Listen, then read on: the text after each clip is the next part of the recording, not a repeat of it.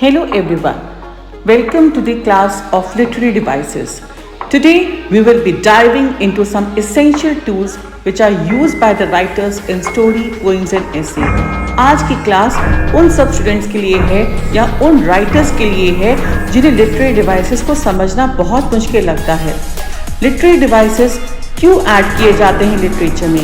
ये लैंग्वेज की अप्रिसिएशन के लिए ऐड किए जाते हैं।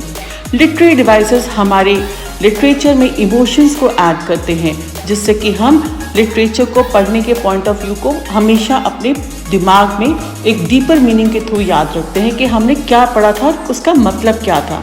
सो चलते हैं, सबसे पहले जो फर्स्ट लिटरेरी डिवाइस आता है उसका नाम है मेटाफर। हम आते हैं अपने पहले लिटरेरी डिवाइस की तरफ जिसका नाम है मेटाफर।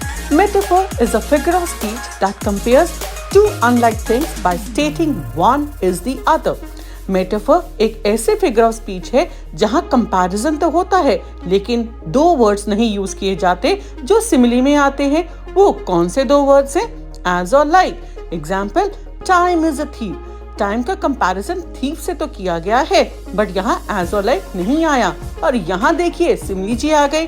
सिमली में एज और लाइक को कंपेयर किया जाता है, यूज किया जाता है। Like her smile was as bright as the sun. So this kind of simile is called as a vivid imagery for the reader. Now this simile is always used with as or like. So students, next time don't confuse yourself with metaphor and simile. Now let's come to the next one. Next is called as personification. जहाँ हम non-living things को human-like qualities देते हैं, that is called as personification. Example, the wind whispered through the trees. Wind is the non-living thing. लेकिन हमने उसको एक sound दिया whisper. Whisper तो इंसान करते हैं, wind थोड़ा करती है. But when we compare the non-living things with the living thing, that is called as personification. अब हम आते हैं hyperbole पर, which is an exaggerated statement to emphasize a point. Like I have told you a million times.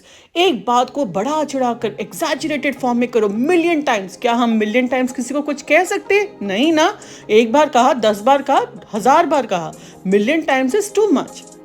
Now, next is irony. Irony एक contrast होता है between expectations और reality. कहना तो कुछ चाहते हैं लेकिन रियलिटी में कुछ और होता है। लेकिन आप हमेशा याद रखिए कि आप कह कुछ रहे हैं, हो कुछ रहा है, saying one thing but meaning another. और कभी कभार कुछ ऑपोजिट हो जाता है या ड्रामेटिक आयरनी का शेप ले लेता है, तो जहाँ करेक्टर्स को नहीं पता होता कि क्या हो रहा है। अब हम आते हैं एलिट्रेशन की तरफ। एलिट्रेशन में कॉन्सोनेंट साउंड को रिपीट किया जाता है, जिसको कि हम टंग ट्विस्टर भी कहते हैं। She sells, sea shells by the sea shore. So here consonant sound of S is being repeated, so it is adding rhythm and music to the language. So that is called as alliteration. So whenever you play tongue twister, always remember alliteration. अब हम आते हैं symbolism की तरफ। Symbolism represent करती है ideas और qualities को। Like a dove often symbolizes peace. कि कोई भी चीज किसका सिंबल है, वो क्या प्रेजेंट करना चाहती है, वो ऐड करती है लेयर ऑफ मीनिंग कि इसका डीपर मीनिंग क्या है किसी सेंटेंस का, वो राइटर क्या इंटरप्रेट कर रहा है अपनी राइटिंग के through. So that is called as symbolism. अब आते हैं ओनोमेटोपिया पे, जिसके स्पेलिंग्स हमेशा ही गलत लिखते हैं। तो बच्चों, इसको लर्न करने का एक तरीका है, वर्ड को ब्रेकअप कर लो। ओनो, मैट, ओप, या। इसका डिफाइन क्या है? इसका मतलब है जब हम किसी चीज को नेचुरल साउंड्स को इमिटेट करते हैं, जैसे कि हम कभी भी इंसेक्ट्स का साउंड सुनते हैं, कभी बर्ड्स का साउंड सुनते हैं, तो that is called as onomatopoeia. Next come oxymoron. It is a combination of contradictory terms, opposite meaning, bitter sweet, कड़वा मीठा।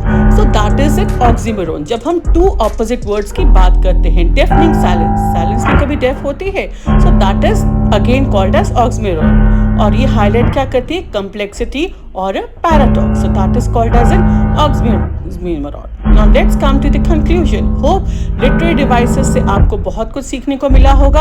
आपकी स्टोरी टेलिंग, आपके इमोशंस और आपको डीपर मीनिंग के बारे में मालूम पड़ा होगा। सो आई होप कभी भी आप कुछ लिख रहे हैं, कुछ पढ़ रहे हैं, रीडिंग कर रहे हैं लिटरेचर की, so these literary devices are going to help you in the long term. Thank you and take care.